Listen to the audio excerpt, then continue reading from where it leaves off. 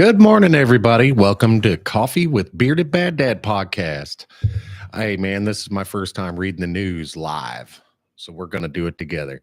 Not too much going on today, other than I've had some cancellations over the last couple weeks that have kind of hurt a little bit. So we got a big snowstorm that came through last weekend, and it just dumped 16 inches of snow here where I live. And it was pretty chill until I had some cancellations due to the weather. I got prepared early, and as I like to say, I wasn't as prepared as I like to be, but I was as prepared as I could afford to be.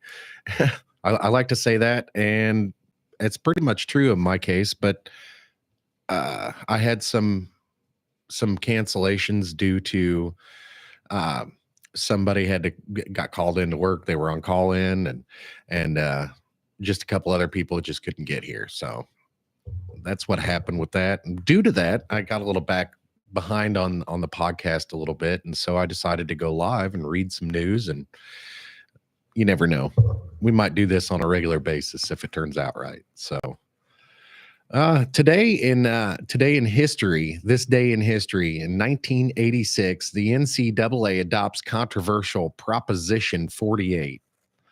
So I don't know what Proposition 48 is. Let's read about it. I want to see, you know what? I don't know if I can share my screen. I'm going to figure this out. We're going to do this together. Let's see here.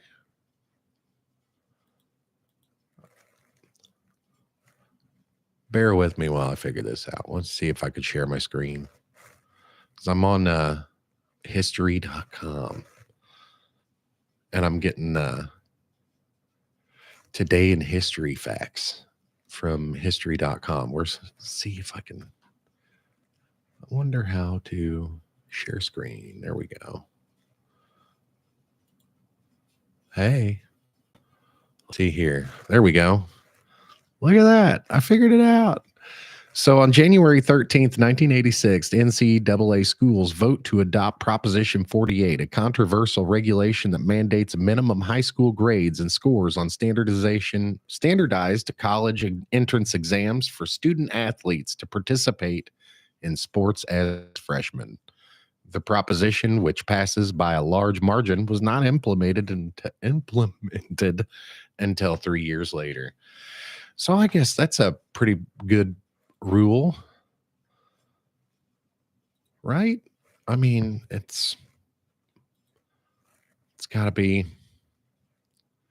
people got to have grades to play sports, right? I mean, that's only, I don't know how to do that. All right. I don't know what that was all about. Let's see if I can go back and do that again.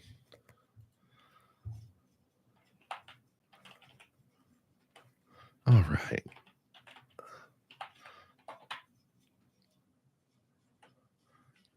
Today, January 13th, 2025. I wanted to give some updates on the Los Angeles fire too. That's it's been going on for what, a week? It's crazy. Let's see what CNN has to say about these fires here.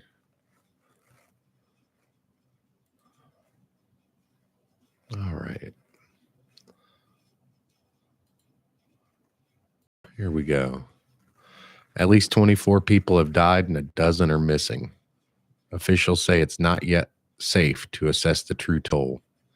Here's the thing.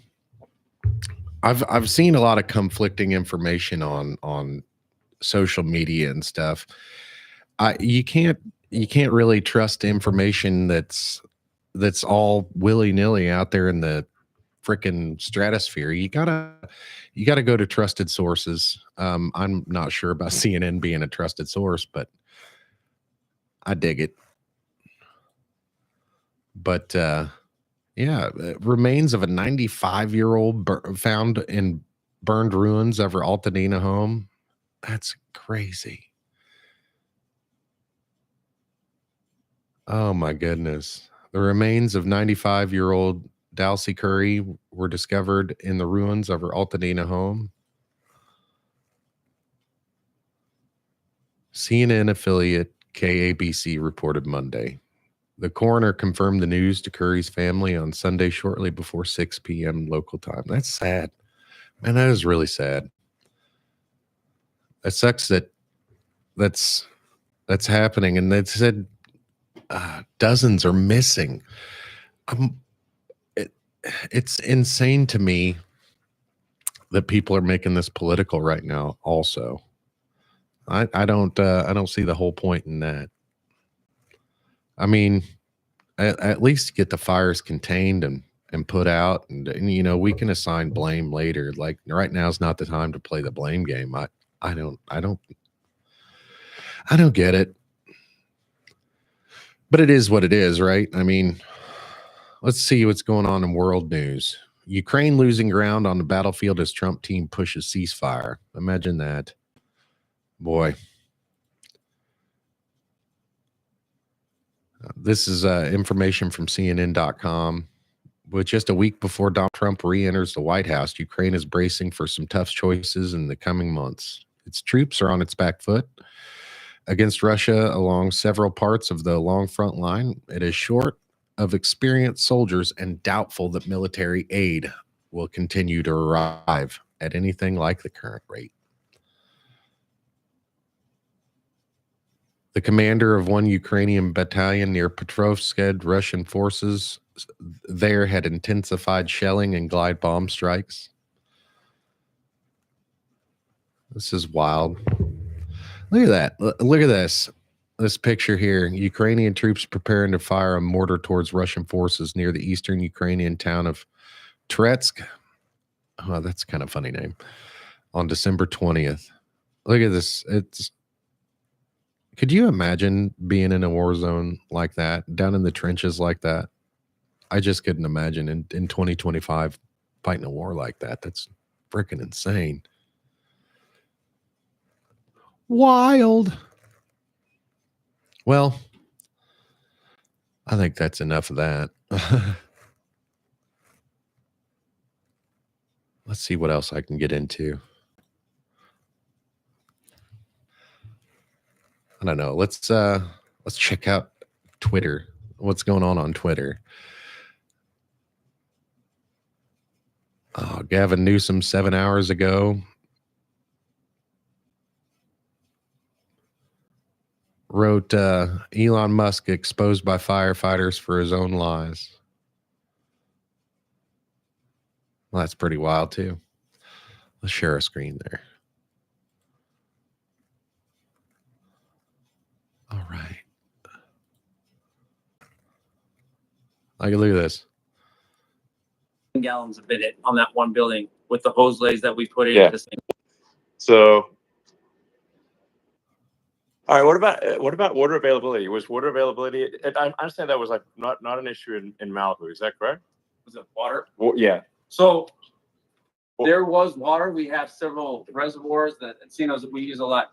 Now, just an example, if we have one building burning, we could flow 1,000 gallons of it on that one building with the hose lays that we put in to stop it. You can imagine 1,000 gallons per house we couldn't do, right? So the amount of water we're flowing, we're watching this really together. There's no water system that's going to keep that pace. So we have to bring in water tenders, which are these big tank water tanks that 2,500, 3,000 gallon trucks, and they'll come in. And that's what we have to do to compensate. So they park out there, do it. DWP did a great job. They brought in big water trucks for us, and we use them as basically mobile hydrants. All right. Right. And then we have our own agency as well that has water tenders. Okay. My understanding is that like along the, maybe correct me if I'm wrong, in Malibu along the coast, there was no shortage of water. In the Palisades, there was a shortage of water at a certain point. Or is that not accurate? Well, we were flowing just an amount of water that the system couldn't overbear. That we're just overbearing just because of how much water. Basically, a lot of A lot of fire hydrants Okay. were on at the same time, All right. and they didn't have enough pressure to run them. Sounds good. All right, thanks, guys. Hey. Yeah, I think that's absolutely still a problem, though. I think in a city like that, you almost have to have like emergency pumps that come online when you tax the system like that. I completely understand, why the system is taxed, because you got a lot of fire hydrants simultaneously being used, so that cuts down on the pressure available in the lines. But they should have like some sort of emergency pumps every once in a while, every so often in the line, to keep that pressure up in emergencies like that, especially in a fire district like that. That's wild. But it's also wild to make it political at this time. Why don't we get it under control first? I've heard several times that that X or Twitter is a pretty good place to get some news, but it's pretty incredible sometimes how the news gets shared to X and Twitter and, well, or X is Twitter, but Facebook and stuff like that first before it goes out to the 24-hour news companies, because they're like running constantly all the time, and they don't have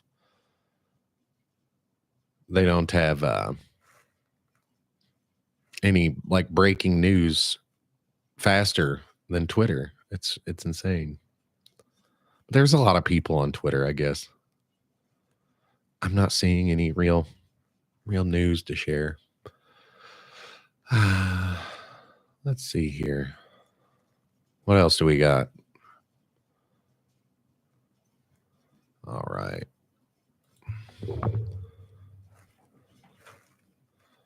Give me just a moment here. All right.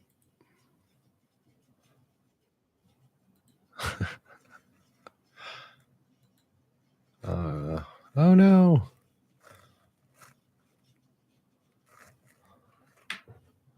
Here we go.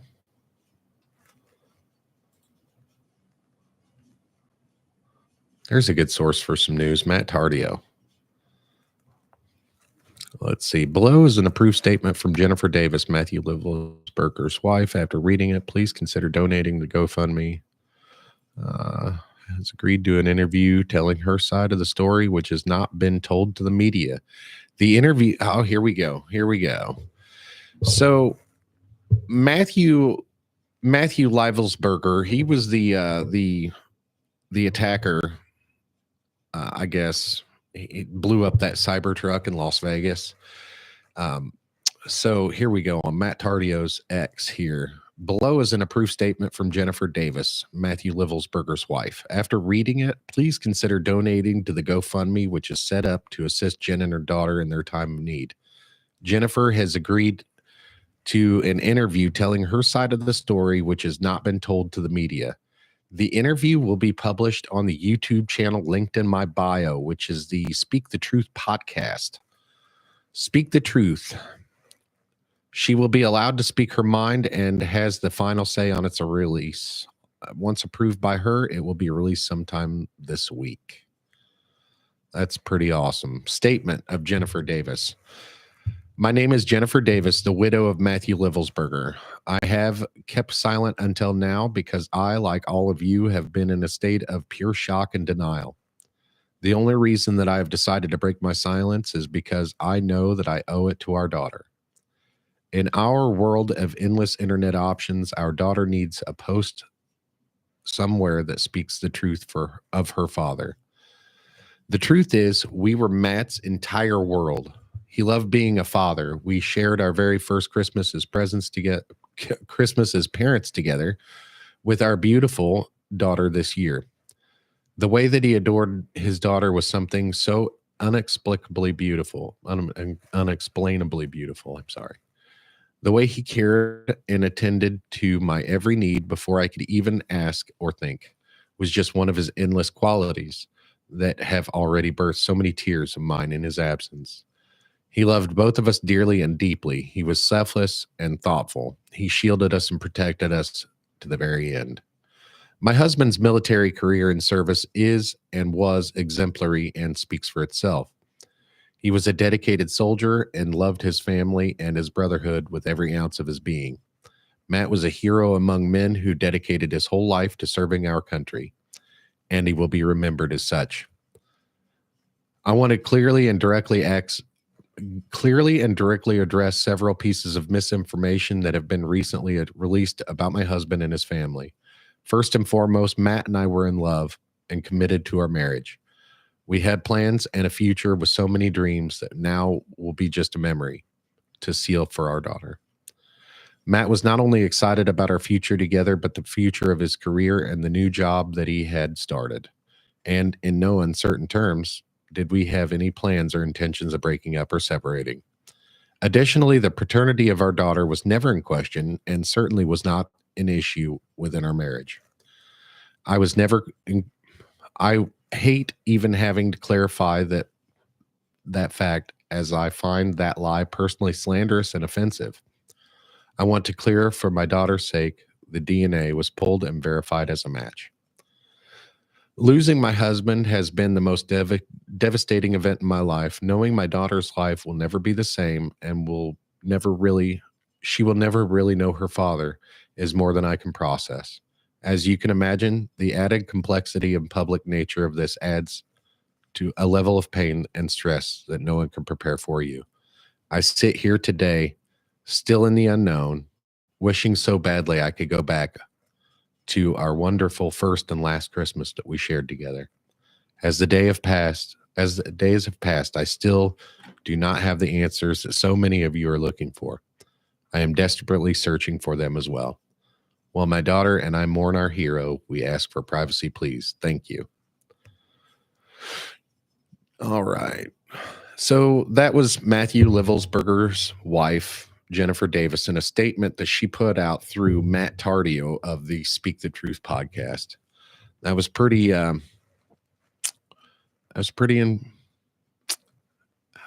emotional, I guess you would say. That's wow. What else has he got on here? So, oh, wow. 45 minutes ago, last night, I posted an official statement from Jennifer Davis, the wife of Matthew Livelsberger. Bottom line, according to statements in the video, it would appear that Army Chief of Staff, PAO, attempted to leak false information to the press on January 2nd. Maybe I'll wait till later. Army, who's sitting over there, my producer, me, him, and my attorney, Tim Parlatore, were up till about 10:30 last night talking to the Chief of Staff? Army Chief of Staff, PA. The Army Chief of Staff's POA took a major interest in this as well. And, one of the things that he said, I'll wait till later to bring that up, but I don't know. I don't trust any of these people. I mean, public affairs officers are there to... I'll keep my mouth. Yeah, create.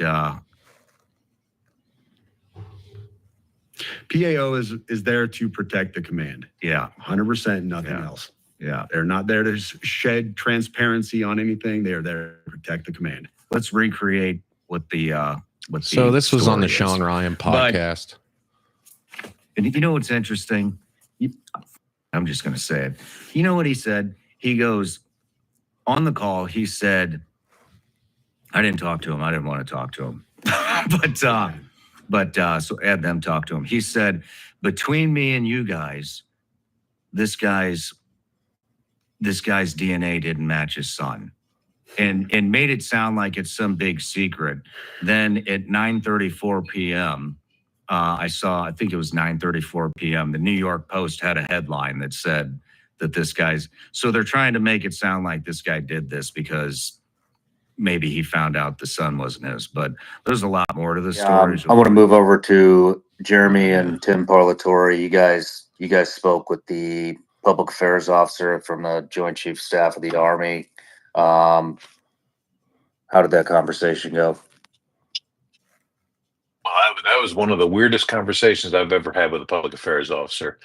I mean, going to the authenticity of this, they obviously were, very desperate to reach out to us. So, they certainly had some information. So basically, the statement that Matt Tardio posted last night from Jennifer Davis, that goes over all of that, that pretty much there was a bunch of lies that were told. There apparently on one phone call that they said that, just between you and I, the DNA doesn't match, and between Matthew Livelsberger's kid and him, it was some weird stuff that, to be quite honest with you, didn't need to be shared with the public at the time. But I don't know. That's kind of crazy.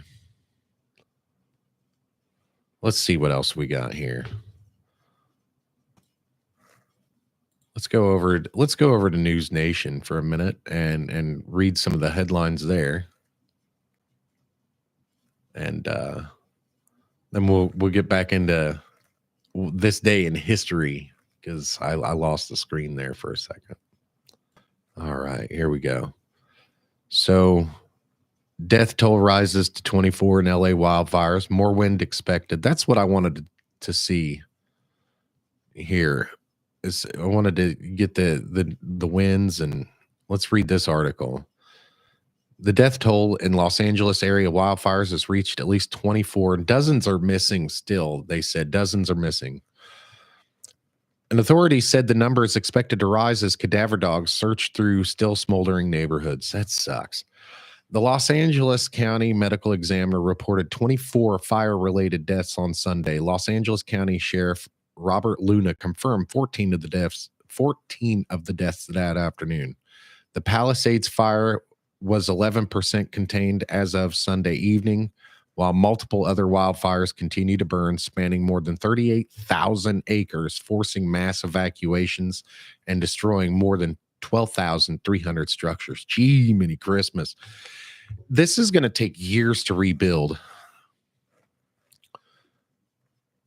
The Eaton fire, which spanned more than 14,000 acres as of Sunday, is 27% contained, which, I mean, it's still just a mind-blowing number that, 73% is still not contained, which means it could go real quickly back down to 10% contained to 0% contained, and just a good stiff wind. Los Angeles County Fire Department Chief Anthony Maroney said Sunday that some residents won't be allowed to return to evacuation zones until the forecasted red flag event on January 15th ends. Now, keep in mind, today's January 13th, so the red flag event, it extends to the 15th, and what's that, the Wednesday? So they can't go back home at least until Wednesday. Repopulation for communities affected by the Eaton fire will start on Sunday, January 12th, which was yesterday. So please rest assured that the first thing on Tuesday, we will start talking about repopulation and evacuation order and warning areas. What about the winds? That's what I was wanting to get into. Let's see if I thought I saw something on CNN about the winds. Here we go. Let's go to, here we go. LA fires at critical stages, winds to return, and death toll rises. Hey, maybe they got wildfires have been raging in Los Angeles for a few days. When will they end?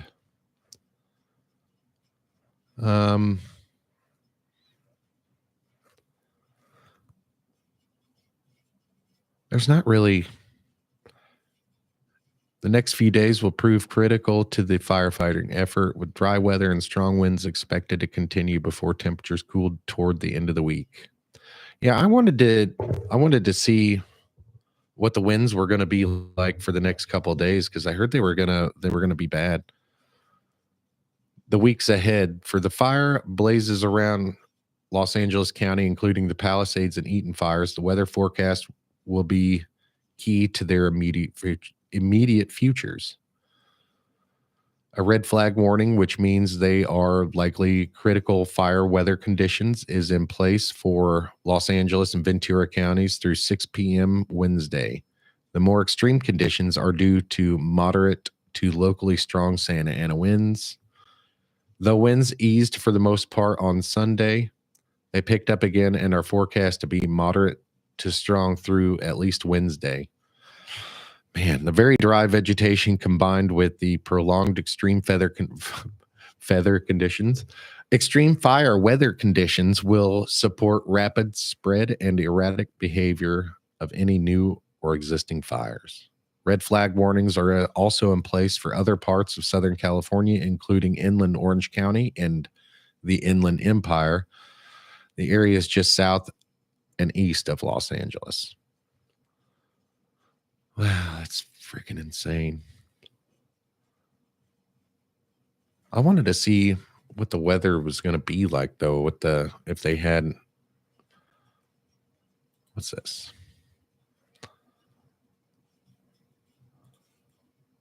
If you're 50 or over, you can be taking advantage of everything AARP has to offer right. No, thank you. We got to wait till this ad ends, I suppose. In the meantime, in 1995, on this day in history, all female team competes in America's Cup sailing for the first time. All right, here we go. Hour or so.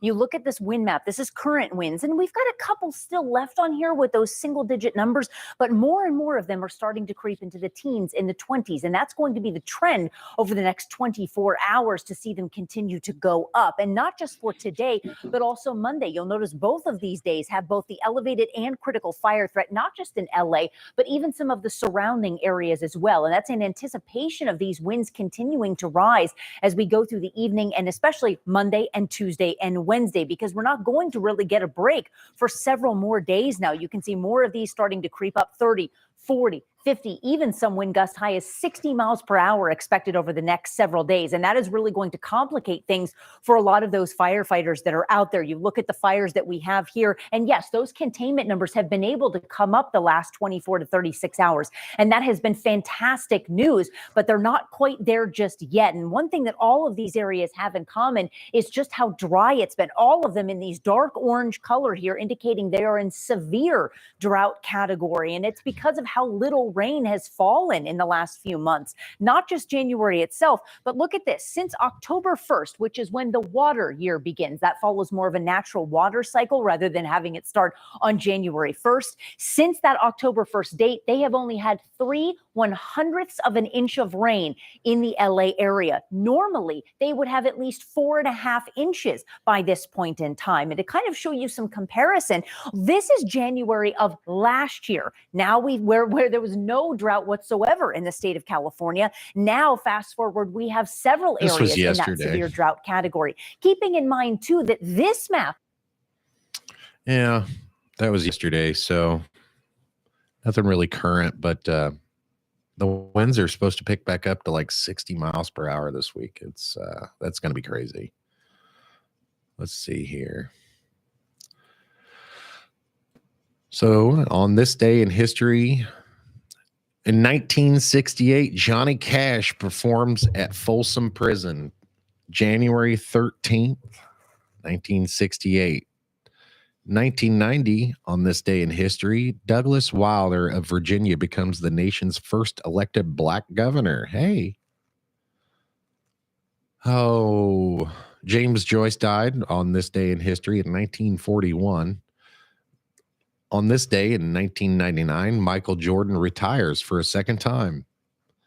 1982, this day in history, a plane crashes on the Potomac River. Comedian Ernie Kovacs dies in a car crash on this day in history in 1962. Interesting. Well, that's all for that, I guess. there wasn't really all that much interesting things going on this day in history. Let's check out Fox News and see what Fox News has to say. Hold on. Here we go.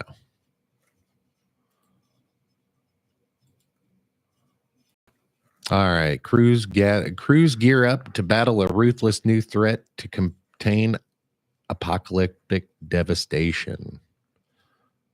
Oh, man. There's not, looking at the news, it kind of sucks. A lot of bad stuff. A lot of, here we go. Eagle Stars conduct on the sidelines as team was in a playoff game raises eyebrows. Well,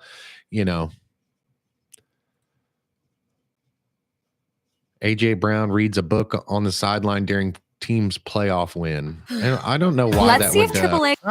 I don't know why that would raise eyebrows because it's AJ Brown. He's pretty good at his job.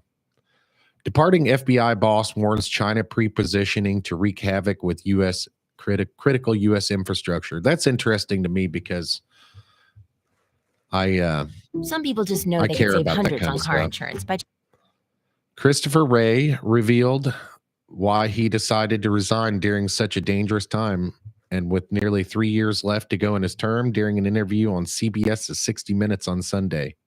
If it's such a dangerous time, why resign? Wray, who's 58, had just been outlining the United States' greatest threats, from communist China's ability to attack critical U.S. infrastructure to domestic terrorists like New Orleans attacker. I'm not even going to try that. Who became radicalized not in years, but in weeks. That's true.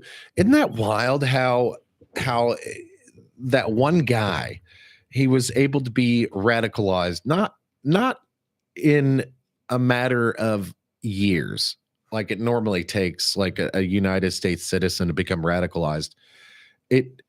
This happened over a matter of weeks, days. That's insane how one person could go from serving their community, their government, to being completely batshit crazy in just a matter of weeks. I mean, it can happen to all of us, I suppose. During the what was it, 2014 riots in St. Louis? I think that was 2014. Anyway, the Black Lives Matter bullshit in St. Louis, when that was all going on, I got kind of sucked into that. I watched St. Louis burn for like 3 days. That was the craziest damn thing I'd ever seen up until that point. And I got wrapped up into all that stuff, but it didn't take me very long to realize, like, hey, this isn't real life going. This is way over there. I need to worry about what's going on here. And when I sat back and looked at things objectively, it wasn't as bad as everybody was saying it was. I really don't think, what is there? I don't know the statistics off the top of my head, and I could look this up, but I've got the PC right here in front of me, but it can't be as violent in today's culture as it was back in the 60s. I just refuse to believe it was. Well, anyway, my decision to retire from the FBI is one of the hardest decisions I've ever had to make, Ray responded. The outgoing FBI boss said that while he cares deeply about the FBI and our people, his decision to leave after having only served 7 years of his 10-year term was motivated by President-elect Donald Trump's stated desire for a change in leadership at the Bureau. President-elect had made clear that he intended to make a change, which is true. He's talking about Kash Patel taking over that spot at the FBI. So basically, I take it he resigned because President Trump wanted somebody else in that role. And really, it doesn't get into too much of what the headline was. Yeah, it does. So he departing FBI warns. That's a different headline than what was given in the article there. Let's see.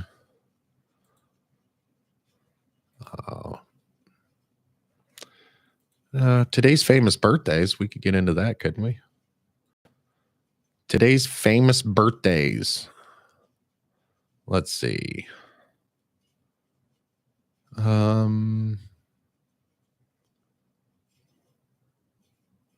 Let's see. I don't know who any of these people are. Julia Louise Dreyfus, 64th birthday is today. Trace Adkins.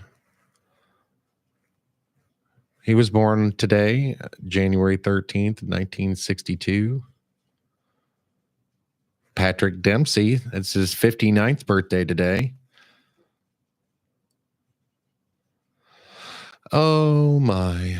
Orlando Bloom, his birthday's today. Liam Hemsworth, he's 35 today. That's incredible. Natalia Dyer, it's her 30th birthday today. Interesting. Tomorrow is Ashley's birthday, so we're going to have to give Ashley a shout out if we do this again tomorrow. Let's see here. Well,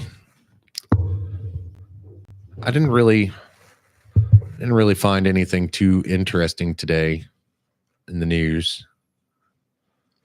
I wanted to kind of just play around on here and see what I could get into. Now I figured out the screen sharing thing. That's pretty exciting. I don't know. What does this button down here do? Who knows? Oh, I think that's sound. Maybe. I apologize, folks.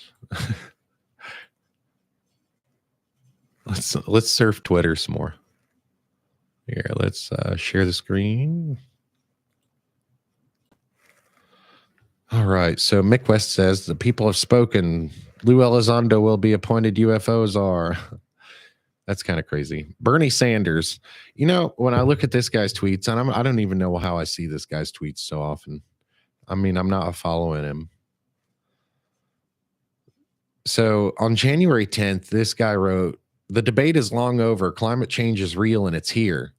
Like, well, I know climate change is real and it's here, but at the same time, I don't think climate change really, I mean, you can't blame the fire in Los Angeles on climate change.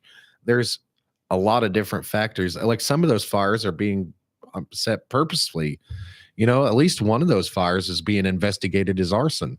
So, you know, damn good and well that you can't just blame all this shit on climate change. I mean, like the water issue in the fire hydrants. We should all understand the water issue in the fire hydrants because there was a lot of fire hydrants being used all simultaneously, and it wasn't a lack of water, it was a lack of water pressure. Now, I don't know if there's an issue with the reservoirs there, how full they were. I don't know anything about the water system out there. All I do know is if we had a large enough fire where I live, we'd have the same issue with water pressure because so many fire hydrants are open all at the same time, and it's a pressurized system. Now, there's got to be some kind of way they could repressurize that somehow, but I have no idea. I'm not an expert, but there's got to be a way.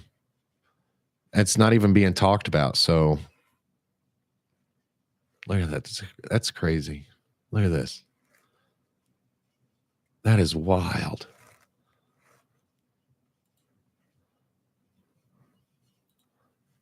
That is wild. And again, I apologize. I'm so boring. This is my first time doing this, so I'm having fun. And you guys get to see who all I follow on Twitter. Like, here, look at this. The people I'm following. Benny Johnson. 57 minutes ago, Jesus spoke to them saying, "I am the light of the world. Whoever follows me will not walk in darkness, but will have the light of life." John 18:12. That's beautiful.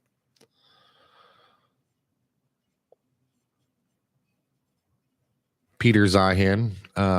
If you're not following Peter Zeihan on YouTube, go follow that guy. He's pretty brilliant. Peter Zeihan. I love that guy. He's pretty smart. He's got a lot of good takes on things. He's a geopolitical strategist, is who he is. Here we go. There's some stuff going on. Russian media report on a fire in Tula. I don't know if that's in Russia or Ukraine.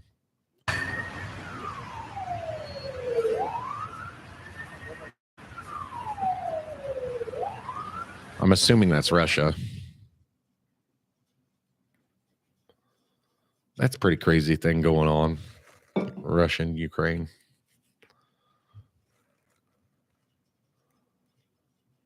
Like the stream if you haven't already. Subscribe. Let's see here. Sean Ryan. You know, he posted something the other day that was pretty interesting. All right. Why was Romania's election canceled? Why is NATO trying to build one of the largest bases on the Black Sea opposite of Crimea? What's next?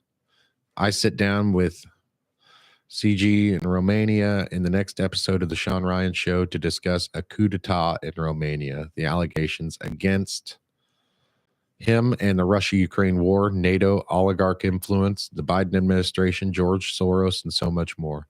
If you're not following Sean Ryan, follow Sean Ryan, the Sean Ryan Show podcast. It's an excellent podcast, and it's a great source of information that you're not going to find in mainstream media. I mean, he's got all kinds of stuff that here, you know what? Like, I bet I could just go to YouTube. Yeah, there you go. But nope, that's not the wrong one. I apologize. There we go. We'll go here. Go here. We're doing this live, so bear with me. All right. Now I got to share the screen.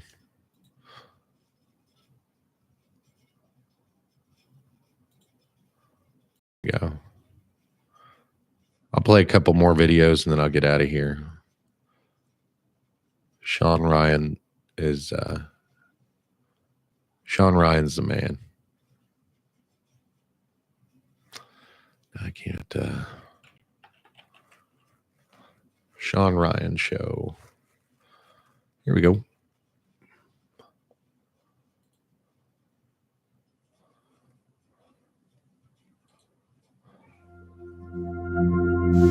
For we are not fighting against flesh and blood enemies, but against evil rulers and authorities of the unseen world, against mighty powers in this dark world, and against evil spirits in heavenly places. Today, a member of NATO and the European Union took a step nearly unheard of that's throwing out the results of an election. We are here and we trust our land, we trust in God. This is all which we need. You are known to be a man of the people. Wow. And you are a believer in Jesus Christ. I want to underline the most important sentence of our conversation today. They are alert about the word peace. So first of all, they kill the democracy. Why you have to remain? Because we are not free. For this reason, we are not free in our mind. Călin Georgescu has an unassailable lead of more than 300,000 votes. He has no political party and is known as the TikTok candidate after he used the social media platform to galvanize his support by calling for an end to aid for Ukraine. The European Union is totally for this war. Again, if you're not following Sean Ryan, go check out the Sean Ryan Show. It's an amazingly well-produced podcast. It's a great source of information you won't find anywhere in mainstream media. We are not. It's not our war. It's not our problem. Again, we are looking just for peace. I was and I am, and I should be forever, for peace. How much of the government is corrupt? All of it. All of it.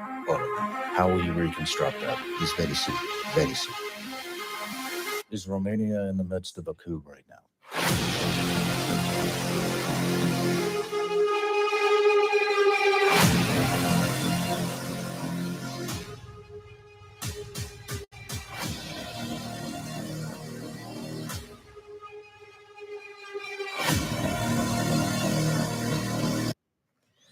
Yeah, that's pretty amazing. Wow.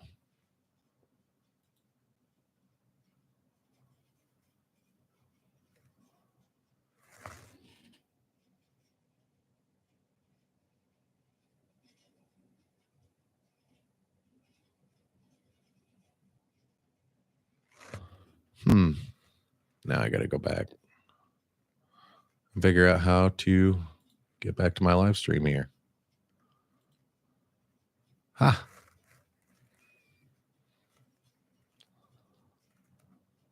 What is going on? Am I still live or not?